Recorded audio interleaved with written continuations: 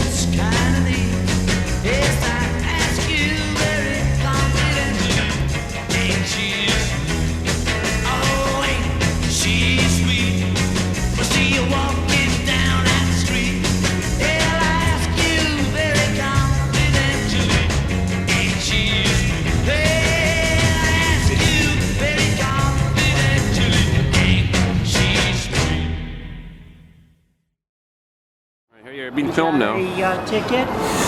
She's got to then take a right-hand turn and step out onto the patio, and then step into the hospital. Okay, here comes the tower. Here comes the swing. Get past the tower, we're starting to feel the swing.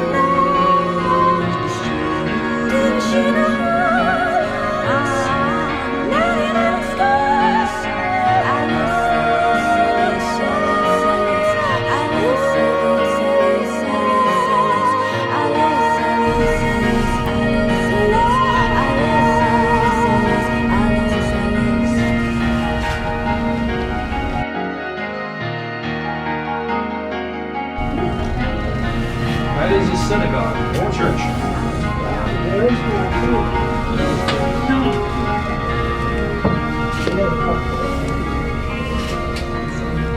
Once upon a time, Laird Hill was the Jewish part of town. You could always tell where you were by what they sold the local grocery stores.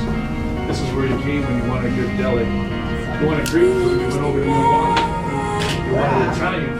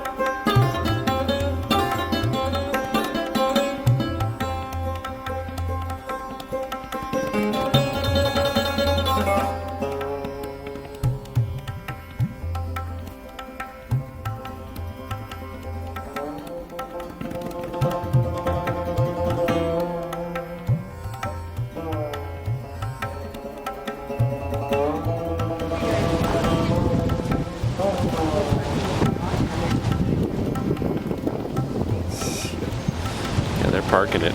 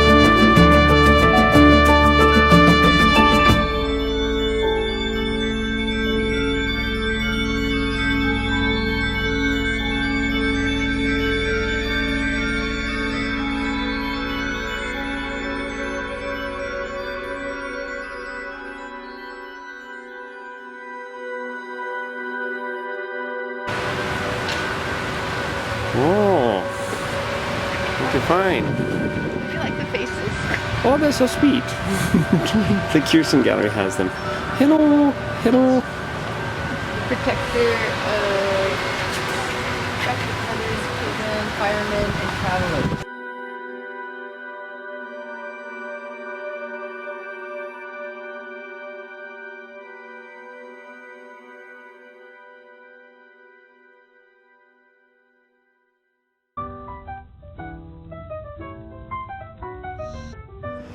All these poor little roses. They'll no longer. They'll be that pretty, actually, make a pretty picture.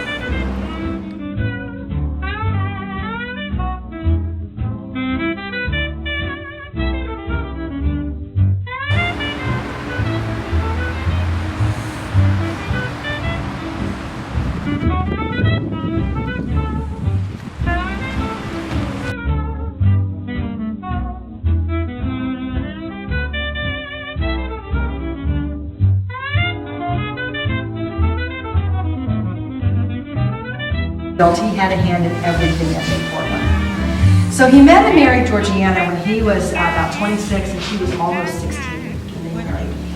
Very young, but you know, not unusual for a girl out west here to do. What else is she going to do? Right? There's no higher education for her. She clearly chose well.